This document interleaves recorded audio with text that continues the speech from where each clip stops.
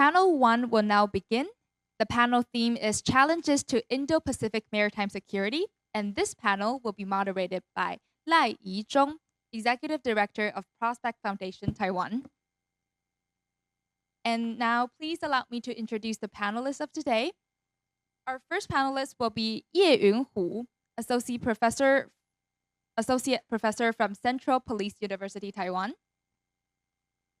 Second panelist will be Li Junyi, Associate Research Fellow of Institute for National Defense and Security Research, Taiwan. Our third panelist will be Kanehara Atsuko, Senior Research Fellow from Sasakawa Peace Foundation, Japan. Our fourth panelist will be Hugh Wook-chun, Research Fellow of the Institute for National Security Strategy, South Korea. Our fifth panelist will be Ilona Drozdov, Head of International Committee from Forum Zola, and Maritime Security and International Affairs expert. Our sixth panelist will be Kamlesh Kumar Agnihotri, Executive Researcher of National Maritime Foundation, India. Our last panelist will be Lance Skelton, former U.S. military advisor and chairman of Republicans Overseas Japan, USA.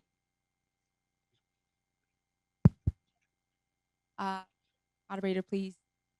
Yeah, thank you, the Master of Ceremony. My name is Sichong Lai. I'm the President of Prospect Foundation, so probably some of you already know me in the past. Here, I'm very honored to be able to moderate this very distinguished panel. And the issue is about an Indo-Pacific maritime security. I think if you turn back the clock about like 20 years ago, when people talk about Indo-Pacific maritime security, basically people are talking about piracy. So whether that's in South China Sea or later on, it is in the Horn of Africa, the Indian Oceans. But today's environment is vastly different. We are talking about the hard power and the state-sponsored and state aggressions. For the first island chain in Taiwan, Japan, and Philippines, we all suffer from the gray zone operation by China, apparently. But there are also other challenges, whether that's the climate change and others.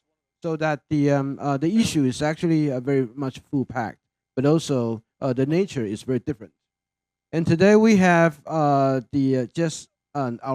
MC just announced, we have 7 experts, but we only have less than an hour, about 50 minutes. So I have to kind of ask every one of them to observe the time, 5 minutes each. Right. And I will enforce it very strictly. So thank you very much. The first one, I would like to invite Dr. Yeyun for your presentation. Thank you. Thank you, dear moderator, and all the distinguished experts, colleagues. Because I only got 5 minutes, so I just dive into the issue of type of gray zone activity at sea conducted by China. So, of course, include as well as possible measures that I believe are worth considering in response. So. So I'm not going to, the reason I developed the typology of China's gray zone activity is because of we want to choose the right tool to push back. We don't want it to be proactive. So back to, so now, because due to the time issues, I'm not going to give everyone the details, typology of China's gray zone activity I developed. I will focus on how I developed the typology of China's gray zone activity. Okay, so in one of my internal reports, I attempt to apply international legal concept to categorize China's gray zone behavior. My approach asks basic legal question: what types of China's gray zone activity fall strictly within peacetime, and which exists in the gray area between peace and war?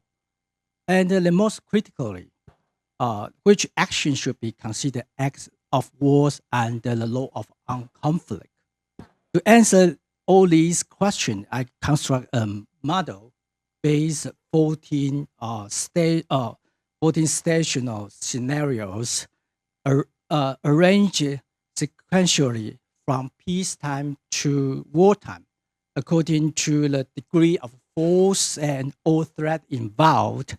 Now, in developing this typology, I observe a significant legal gap.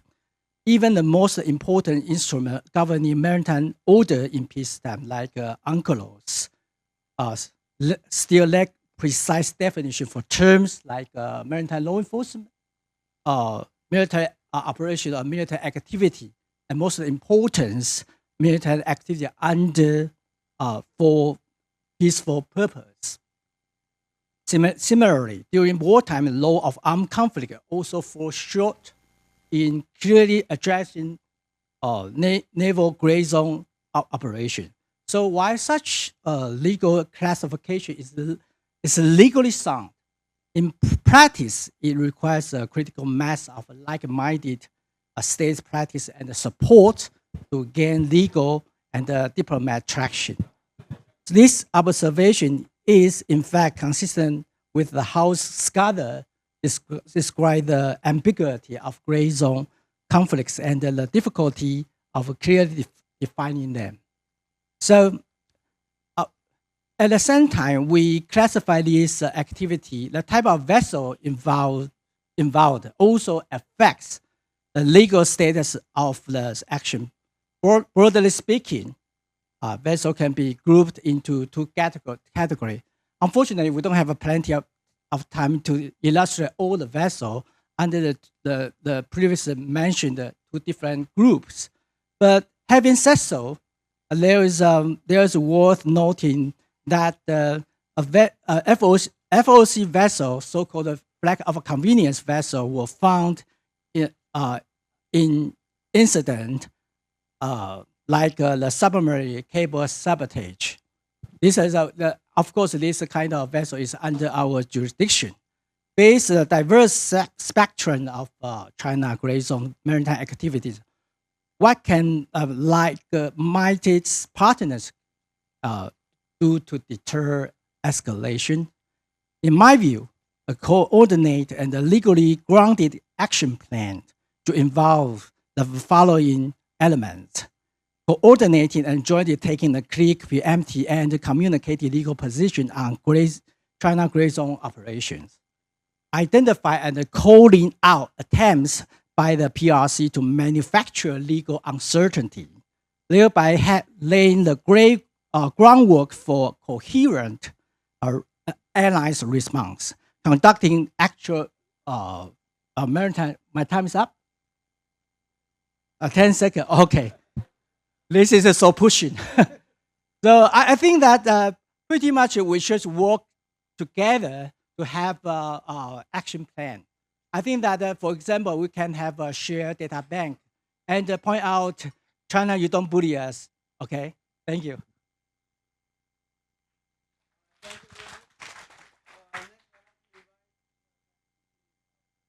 Yeah, thank you, Dr. Lai. I feel the pressure now. I decided to focus my precious 5 minutes on one topic and one topic only, that is the quarantine. I think this is not only one of the questions that have been circulated amongst the panelists, but it's also an issue that has been discussed quite hotly in recent days. And my belief is that the more we talk about this issue, the more we show to the world that we have thought through about the issue, we have been making preparations for that, and we have called out China for conducting such a possible action, then the less likely China will eventually opt for this kind of gray zone operation. So I have 3 points to make. The first is that contrary to what you might expect, I don't think a quarantine will lead to a full-scale invasion. So let's imagine if China imposes a quarantine on Taiwan today, then the rationale is to create or to generate economic pain on Taiwan, so that the population will put pressure in turn on the government. But for that to happen, that takes time. So for instance, one of our vulnerabilities is our reliance on the import of natural gas, right? But for people to feel that we don't have enough natural gas so that we don't have enough electricity and so on, it takes, for instance, at least 1 month. But what will happen in this 1 month? I think Taiwanese government, Taiwanese military, or everyone here will be very alerted. And in the meantime, Japan, the Philippines, the US, and even other countries will look very, very closely at any mobilization or any moves on the part of the POA. So all of this will only make an invasion harder instead of easier. So on this basis, I think that we certainly cannot rule out the possibility of quarantine, but actually, I don't think rationally it will function as a pretext to a full scale of invasion. The second point is that based on the previous assessment, a quarantine also puts pressure on the Chinese leadership as well. So if the objective for the Chinese leadership is not to prepare for a full-scale invasion, then it also means that there's not much space for China to escalate. So as long as as long as Taiwan doesn't surrender, as long as we can have regional, even global support, then the question or the pressure will be on China. So what options the Chinese leadership will have at that moment of time, that is something I think difficult for the Chinese leadership as well. So here I would like to argue that if there's a quarantine, it is also a moment for us to show China collectively that collectively we can push back, and we do have the resolve and collective action to push back China's excessive claim and its operation in the gray zone. The third point is that this doesn't necessarily mean that we shouldn't be worried about the possible or the possibility of the quarantine. I think a scenario like imposing a custom regime in the Taiwan Strait, demanding ships sailing to or from Taiwan to be registered in some Chinese authority. I think this simple scenario in itself could generate difficulty for the Taiwanese government because it involves the behavior of the private sector. And so far we don't know much, but we expect that as long as there are, half of the private sectors, the shipping companies or commercial vessels or the international insurers who decide to follow or to obey China's demands, then this is already sufficient for the Chinese government to claim that it rules the Taiwan Strait effectively. So this is something we should also be looking at. And I think this wonderful forum has put together government officials, think tankers, scholars, and so on. But I think in the future, there is also a need for us to get on board the private sector. And we need to also to communicate and to educate both the private sector and the general public as to what to do if something like a quarantine happens. Have I used up my 5 minutes? Thank you. Thank you.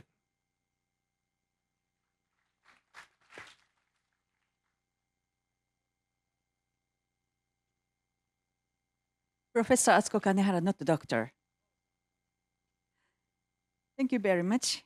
Atsuko Kanehara, Senior Fellow for the Sasaka Peace Foundation. It is a great honor for me to be here with you all. I would like to speak about 2 points, gray zone and sabotage against undersea infrastructure. First, gray zone. There may be various meanings of gray zone. I would like to focus upon the gray zone between military situation and law enforcement situation. Let me introduce you China's Coast Guard law, which was quite recently enacted. Article 83 reads, Coast Guard organizations perform defense operations and other tasks in accordance with Chinese law, which means law enforcement vessels immediately change their functions from law enforcement to defense operation. This legal and organizational structure really supports the gray zone strategy of China. Several speakers here may propose regional and international cooperation to cope with China's gray zone strategy. I totally agree with them. From this perspective, please allow me to introduce the Japan's special relationship between Japan's self-defense force and Japan's Coast Guard. The inherent point of the relationship between the Japanese self-defense force and the Japan Coast Guard is the latter's strict adherence to its nature as a policy and law enforcement organ, even in extreme occasions of responding to armed attacks and coping with armed conflicts. The Japan Coast Guard would operate as a police law enforcement organ in conjunction with the Japanese self-defense force. The most important result by this is the strict limitation on the use of weapons by the Japan Coast Guard. It is allowed to use weapons only as far as it is necessary to discharge its police function, which means quite a small scale of use of weapons in comparison to use of force for self-defense. The Japanese Coast Guard must strictly obey this legal rule under Japan's domestic law, even in its collaboration with the Japanese self-defense force in responding to armed attacks and coping with armed conflicts. In many countries, I think the countries of the distinguished participants here, Coast Guard and navies, on such extreme occasions of armed attacks and armed conflicts, would work together in some sense by incorporating the former into the latter. Roughly speaking, Coast Guards are allowed to work as military self-defense organs on such limited occasions. So, the special relationship between the Japanese self-defense force and the Japan Coast Guard, which I introduced now, should be very difficult for other countries to understand. Nonetheless, I think it is my responsibility as a Japanese participant to take this opportunity to explain to and ask enough understanding of every stakeholder of the friendly countries regarding the special relationship between the Japanese self-defense force and the Japan Coast Guard. This is because, of course, they have strong possibility to cooperate with Japan to maintain the peace and security in the region. Then I'm moving on to the second point, sabotage against undersea infrastructure. My point is that there is variety regarding many factors. The factors are function of undersea infrastructure, for instance, communication, transport of oil and gas, and then electricity from offshore wind farm to land. Second, harmful acts and wrongdoers, states or non-states, stakeholders who may suffer the damage caused by the sabotage against submarine undersea infrastructure. Without enough analysis, enough categorization of these various factors, I'm afraid it would be impossible to build an efficient and productive theory on this issue. Thank you very much. Thank you, Professor Kanehara. And now next I'd like to invite Director Ilona Drozdov from Israel. Yes, for your presentation. Thank you. Good morning, everyone, distinguished colleagues, guests. It's an honor to be here today. And while Israel is not geographically part of the Indo-Pacific, I represent a region that faces constant gray-dawn pressure from both state and non-state actors, often in contested maritime environments. Our experience offers practical tested insights that I believe can help shape effective multilateral responses to the challenges that you face in the Indo-Pacific region. And I think my mission today would be to contribute a forward-looking practical perspective on how maritime innovation, cross-sector cooperation, and ecosystem thinking can enhance regional maritime security and resilience. And since I feel the pressure in time, I will give you bites like an advertisement. And whatever interests you, you will feel free just to approach me after the panel, and we will elaborate more on this. So the first bite would be why Israel's experience matters. Over the past year and a half, the maritime domain of Israel's coast, especially in the Red Sea, has become a gray dawn battlefield. Iran-backed Houthis forced launches persistent drone and missile attacks on international shipping, rerouting up to 90% of Red Sea traffic and disrupting 15% of global trade. There weren't declared wars as such, but highly effective coercive acts below the threshold of conflict.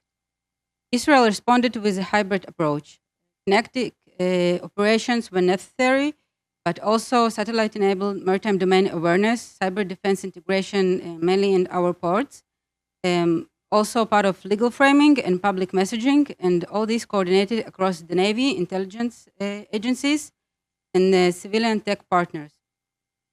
The lesson we took from this situation is basically you don't win gray dawn conflicts with force alone. You need to outmaneuver ambiguity with agility, resilience, and coordinated ecosystem. We can draw some parallels in gray dawn conflicts in Red Sea region and in the Pacific.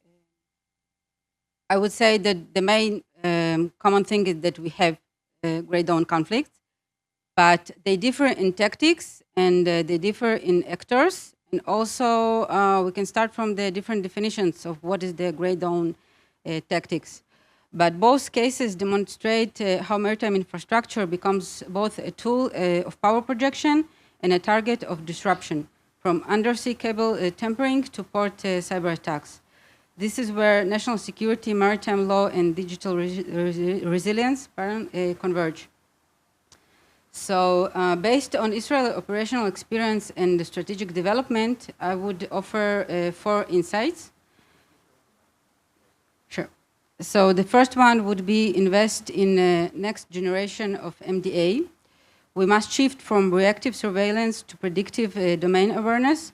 So as I said, Israel used satellite imagery, AI-driven anomaly detection, and vessel behavior analytics, something that we actually can adapt in other regions as well. And here I want also to mention that Taiwan's recent initiative to coordinate cable disruption responses is also an excellent step forward. The second insight would be to secure maritime cyber infrastructure. Ports and vessels are not anymore physical assets. It's main cyber attack assets.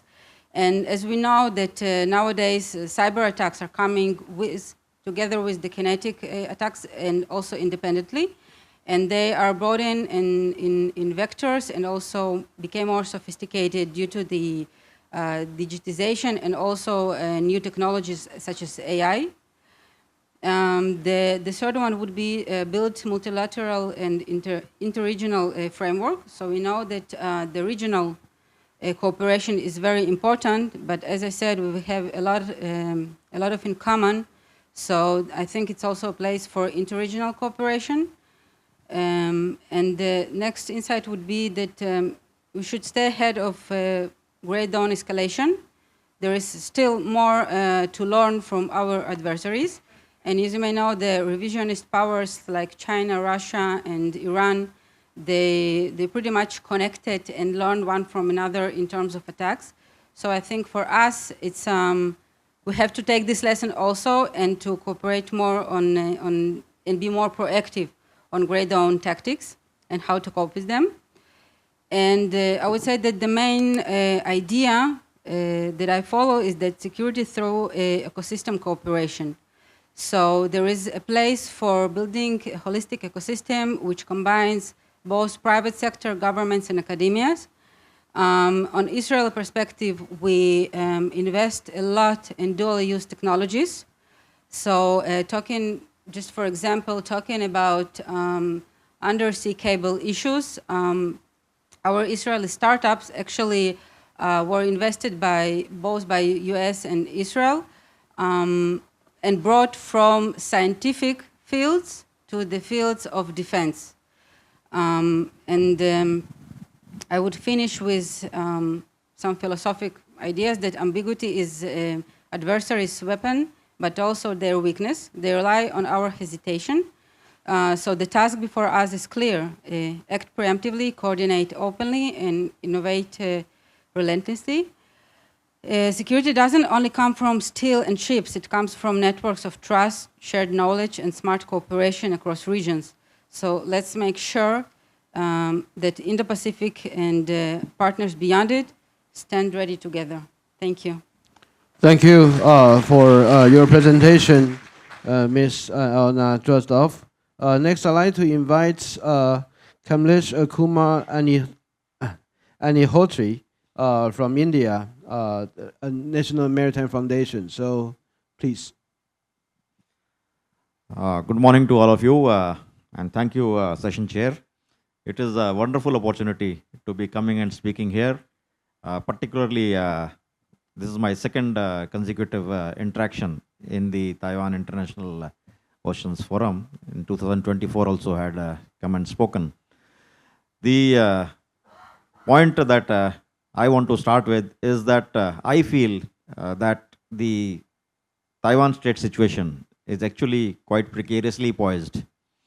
And China, particularly since 2022, August 2022 to be precise, when it released its Taiwan White Paper, has said that this era is possibly the correct era for attempting Taiwan reunification, which is an unfinished agenda. And that white paper has taken on a very, I would say, candid and brash kind of tone and tenor, which was not observed earlier. 3 years down the line, after, of course, the two exercises, major exercises of Joint Sword 2024A and 2024B, coinciding with, again, major milestones in Taiwan's calendar. One when President Lai took over, and 4 days later there was the Alpha series of exercises, and after the National Day, speech, there was this B series of exercises, and the Global Times, true to the information warfare nature or legal warfare nature and media warfare nature, came up and said that there are two swords of punishment hanging over Taiwan. Now these kind of strident statements, coupled with the exercises, multi-domain exercises, which are coming much closer to Taiwan in terms of scale, scope, frequency, as well as proximity, are actually creating a lot of tension, I would say, with regard to so-called gray zone tactics. And of course, they want to subjugate Taiwan's mind space to surrender somehow, as one of the panelists said.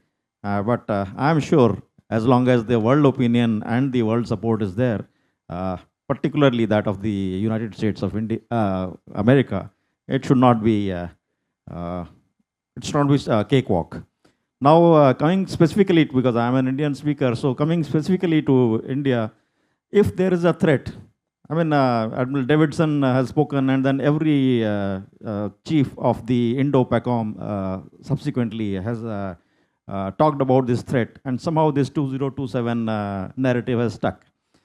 Not bothering about when this thing will happen or when it can happen, but one has to be prepared for the worst case scenario.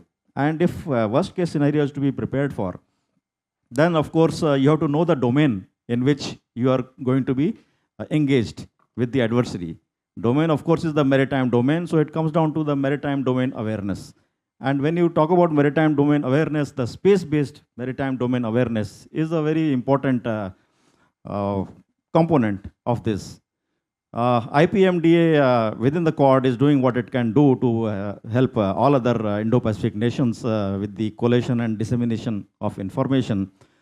But I would like to highlight the vibrant India's space capabilities, and it is in the civilian domain, unlike the space capabilities of China, which are space program of China, which is in the military domain. So here our civilian-controlled ISRO, India Space Research Organization, and we have floated another body called the New Space India Limited.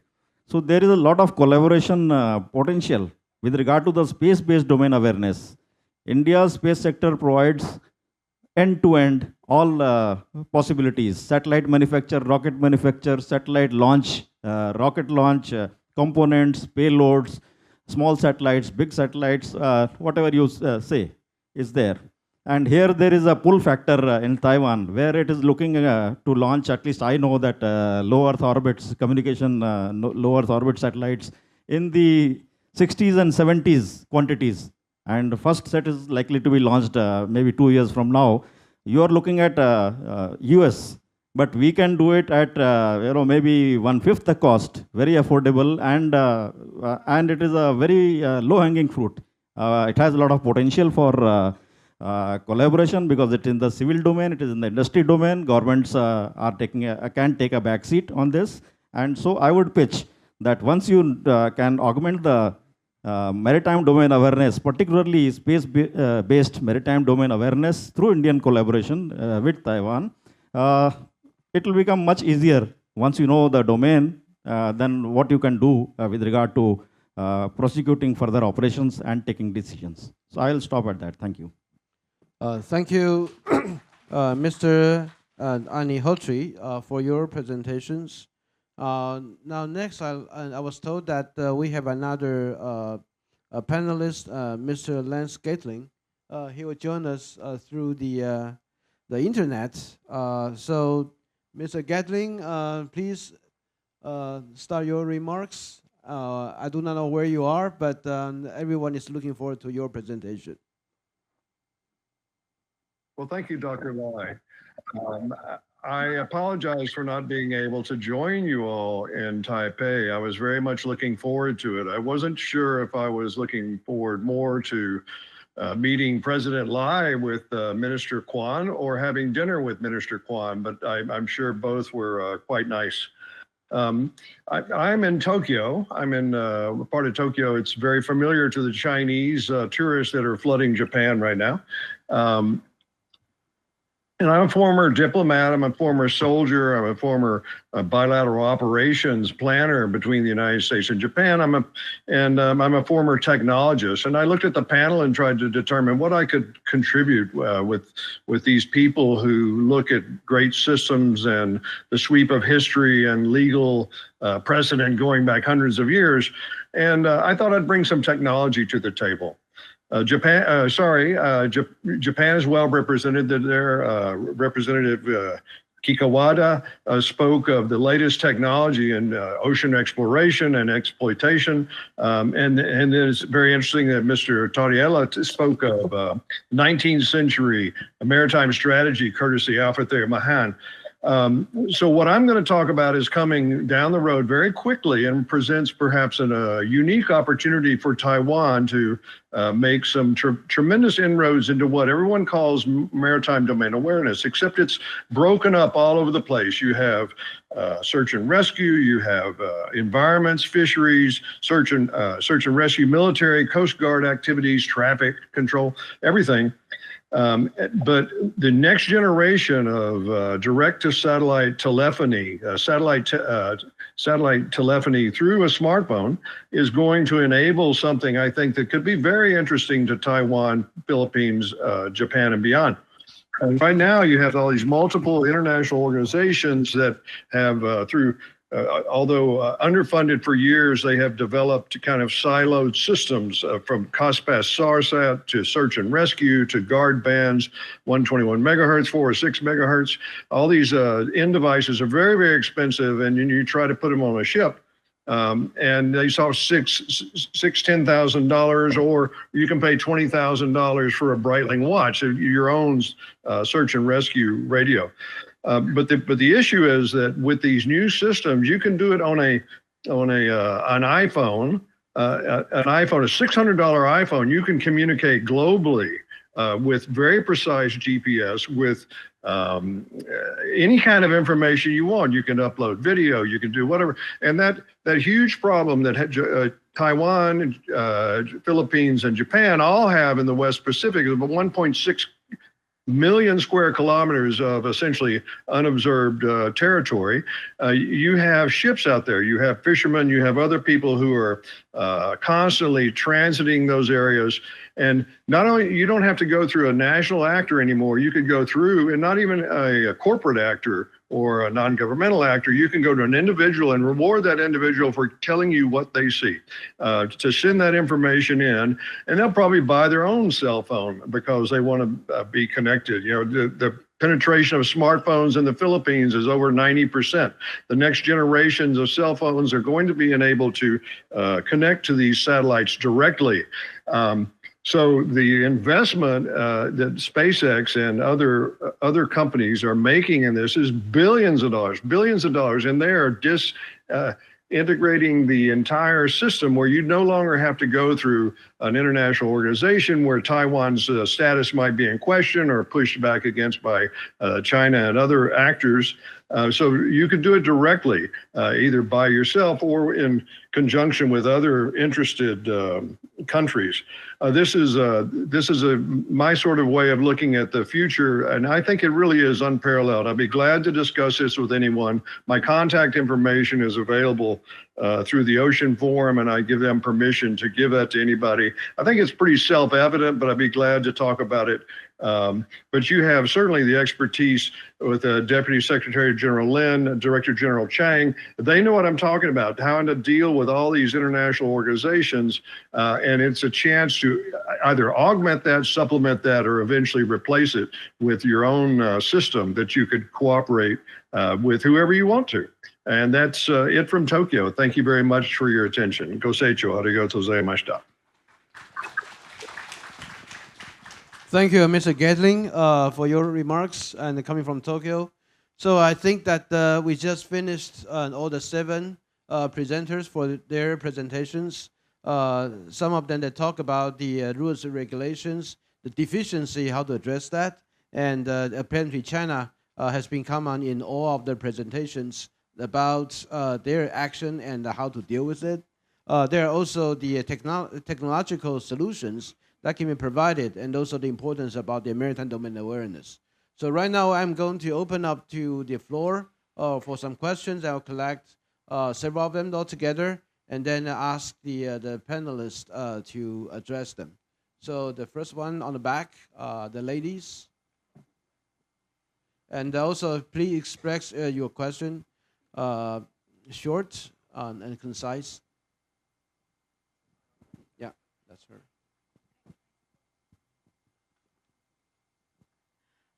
Hello, My name is Veronika Jakubczak. I'm a professor at the Fire University and Taiwan Fellow at the National at Taiwan University. And I would like to express my appreciation for your presentations. And as I do the research on the gray zone activities, Гибридная война, represented by Russian Federation, I'm very happy to hear about your experience and your research with the respect to this region. And I would like to ask you, with the respect to the Israeli researcher expose, what should be the answer against the cooperation between Russian Federation and China? Because we could see this in Baltic Sea, in the Northern Sea, how the Chinese vessel was supporting the gray zone activities from Russian Federation. And we also see it in a cognitive, in a psychological and informational warfare. So I would love to hear from you how we can join the forces and if we can learn from the countries that are being attacked by Russia, like Poland, that I come from. Okay, thank you. It's a question about the China-Russia cooperation and condition warfare as well as the maritime domain, the activities. Okay, the lady in front.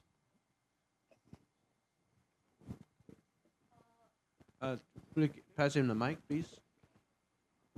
Thank you. I'm Down lecturer at the University of Wollongong in Australia. I've got a question about the maritime domain awareness and the regional forum, because I'm not familiar with the MDA in the context of Taiwan, but I've got an impression from the presentation that the multiple partnership is working very well for the MDA in Taiwan. But as for the Southeast Asian or Indo-Pacific region, Information Fusion Center provides a great forum to the regional cooperation for the MDA. I'm wondering whether Taiwan, which regional forum can be considered for the Taiwan to strengthen the information sharing and MDA. Thank you. Thank you for your question, but you have too much confidence on Taiwan about our capability in maritime domain awareness. And any other questions? Okay, this gentleman in front. Yeah, I would like to ask all the panelists that, do you think that we have enough equilibrium of power in the Indo-Pacific to challenge or to counterbalance the Chinese power in order to protect our maritime security? That's the question. I would like to ask the second question to the Israeli present speaker. I would like to ask you that you said that Russia, Iran, China, and South Korea is kind of revisionist states, right? In your presentation, I would like to ask you: do you think that USA is also revisionist state, as Trump administration attempting to withdraw from many multilateral treaties like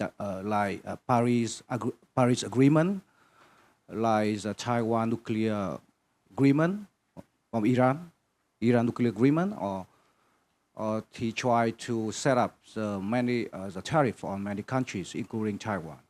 So do you think that? Thank you. Okay, so the question you would like to address is to our Israeli speakers about the United States. Okay. Do we have any other questions? Okay, this gentleman there. Yeah, here. Yeah. Sorry. Thank you for the forum. I'm the Coast Guard Maritime Law Enforcement Section Chief. I'm the Commander Arthur Yang. So I have one question. It's like for the Taiwan Coast Guard, how can we counter the China Coast Guard cutter when they want to patrol into the Taiwan remote island, like Paratas Island in the South China Sea? So can we implement it like a use of force, or only the diplomatic protest to the China? Thank you. That's my question. Okay, I think that question very relevant to what the daily activity we encounter especially offshore islands, and the physical means that we can employ, not just about diplomatic protest. So that is the very the timely question that we have. If there's no other questions, then I would just like to ask our panelists to respond to those. But first, I'd like to start with the Israeli speakers, because it seems that you got the most of them, and the most difficult ones. And then I'll just go through in this order, okay? So I will start with the first question, and Jackie zapytanie.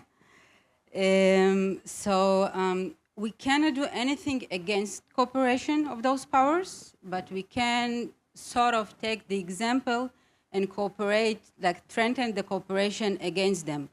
So here I have like very critical issue concerning the war in Israel and war in Ukraine. So there is also a lot of things we should cooperate, Israel and Ukraine. However, due to political circumstances, we don't do this at the same level that is desired, at least in my professional perspective. So I think we need to come over this at any possible activities. So for example, on my perspective as a practitioner, I promoting different roundtables, professional roundtables under closed door, where there is a possibility for Israeli technology and Ukrainian technology to meet together to build bridges of track 2 discussions. And I believe that this kind of top-down approach can strengthen the connection between countries that politically probably cannot openly discuss the cooperation against those three powers. However, talking about Asian countries and Israel, I do see a lot of cooperation on issues. And as you know, our adversaries, they're active in each and every region. So when I'm saying that our main adversary is Iran, I also know that Chinese powers are actually selling drone parts for the Houthis. And then we also receive these drones and these missiles on our region. The second question, I guess, is regarding the US. So I think I'm looking at this in different perspective. I'm looking at who is us and who is against us. So when I'm talking about Russia, China, and Iran, indeed they're behaving like revisionist parties, and they have different goals. But in the end of the day, us need to cooperate more in order to be able to cope these dangers. And in this perspective, I'm not talking about political stance of US. I don't define it either revisionist or not. I'm saying that on this polarization, we're standing with US, we're standing with different Asian countries. And if you have some political problems with the position of US, you have to see how we're coping these problems in order to be more cooperative and to build together an ecosystem that will be able to stand against our adversaries. Let's take first step in this, and afterwards we will check what's going on inside the house. So thank you. This only two, right? Yeah, just on two. Thank you, and I think that since we are running out of time, so I will just ask our panelists 1 minute each for the question or the issue you'd like to address. First, start with the Professor Ye Yunhu. I think I just respond to the question proposed by the Commander Yang. So if in the case you just mentioned about once the China Coast Guard approached our territorial sea, I mean, in Spratlys Island, it is kind of a remote island. Actually, we don't have a strong capability to push them back. We also wait a little bit time to let our bidder cutter to intervene with this kind of scenario. However, just like our Coast Guard and our Navy, just like Japan Coast Guard and the Japan Self-Defense. So basically, we are responsible for the maritime law enforcement. We are not responsible for the national defense. So, however, even that some scenario, for example, if we face the China Coast Guard cutters, that might be akin to armed conflict. So that's the reason why I keep saying that we should have two different tools related to use of force. One is rule of engagement. One is weapon use ordinance. Or these two tools are totally different in legal natures. That's all. I think one feature of China's gray zone operation is self-legitimation. That is, its legal and political discourse aims not so much to convince its neighboring countries as to convince itself that China has every right to do whatever it wants. So, in other words, China doesn't seem to be listening to our concerns, and this makes this makes deterrence more difficult, but also this makes regional cooperation or collective action more important. And so I would like to make one small suggestion, and that is to echo Ilona's remarks, that is we should try to narrow the gray zone or to reduce the ambiguity China tries to create or exploit. And I think one concrete suggestion is that we used to say that China's gray zone operations in the Yellow Sea, in East Sea, in Taiwan Strait, or in South China Sea. But perhaps we should be starting to say something like Chinese behavior, Chinese coercive or gray zone operations in East Asia to establish some common identity, and then to establish a common identity amongst ourselves, and also hoping that this will lead to a common picture of Chinese behavior. Thank you. Thank you very much. And I would like to speak about Japan's on a regular basis policy toward Chinese vessels. In the territorial sea surrounding the Senkaku Island, on which both China and Japan have claimed sovereignty, on a regular basis, Japan Coast Guard is discharging control function. And the measures which can be taken by the Japan Coast Guard against particularly public vessels of China are strictly limited by international law, the United Nations Convention on the Law of the Sea. And if, unfortunately, the worst case scenario is realized, I mean, in the situation of armed attack against Japan, as the lawmaker Mr. Kawada explained before, the Japan Coast Guard and the Japanese Maritime Self-Defense Force should cooperate with each other. For that purpose, in 2023, Japan enacted the control guidelines as a cabinet decision, which makes the clear how to cooperate, how to realize the cooperation between the Japanese Maritime Self-Defense Force and the Japan Coast Guard. Thank you. Thank you. I would like to respond to the maritime domain awareness question, particularly with regard to the information fusion centers. Now there are in the Indo-Pacific, starting from the east coast of Africa, all the way into the Indian Ocean, Singapore has its own.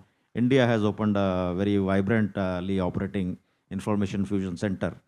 Now, point I would like to make is that the information which is collected, collated and disseminated is neutral in nature.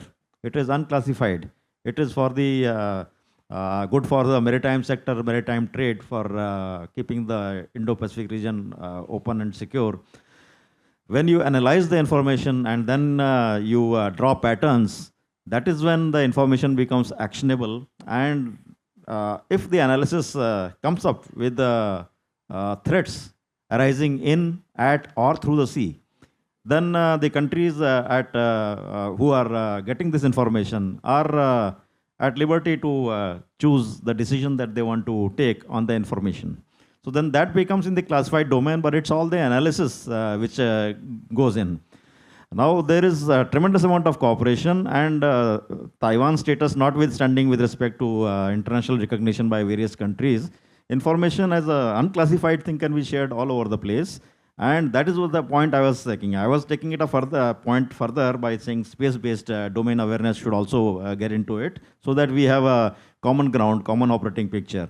Once you have that, you can do that. There is tremendous amount of scope, potential from ASEAN countries. For example, Indonesia, the movement of Chinese ships, the Chinese submarines through Sunda Strait, Lombok Strait, through Malacca Strait.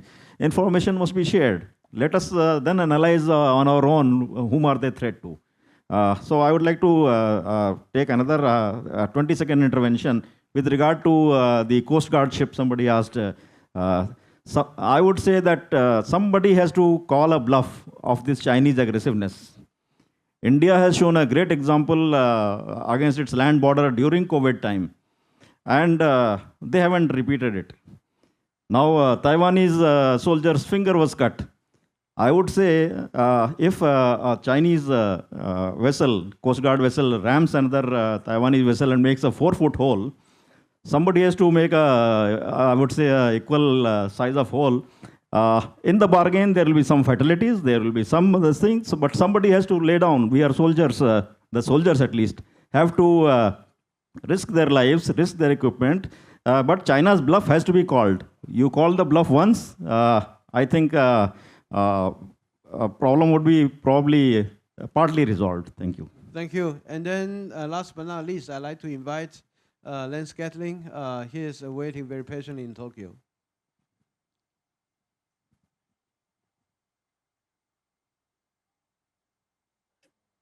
Hi. If I understand correctly, you'd like me to comment for a minute or so? Yes, yes, you have 1 minute. Thank you. Oh, okay, thank you. Well, it's interesting that Mr. Agnihotri speaks of the data fusion centers, and the necessity of the data fusion centers was driven by the fact that all of these disparate systems, human intelligence, electronic intelligence, and everything else, came in different formats, and it required somebody to put it all together. And they were quite expensive, and I participated in the inauguration of the one in Singapore, where all sources came together. What my proposal would address is the fact that unless you're a submarine operating underwater, there's someone's going to see you. They're going to see you somehow or another, and reporting that up through satellite communication systems with detailed GPS information, even videos, whatever. There's excess capacity over these ocean areas for these sort of direct satellite telephony direct to the satellites. And then Taiwan has plenty of processing power in the Amazon data centers and things like that to make their own. Someone mentioned that Taiwan is behind on maritime domain awareness. Here's a chance to crowdsource that, as you would, with someone else spending the billions of dollars to have the on-orbit assets to communicate with. Thank you, Mr. Gatling, for your remarks. Now we have come to the end of these sessions, and please join with me. Give a big hand of applause for the panelists here for giving us a very fruitful discussion. Thank you very much. Thank you, Dr. Lai, for moderating this panel, and thank you to all panelists for your participation. This is the end of panel 1.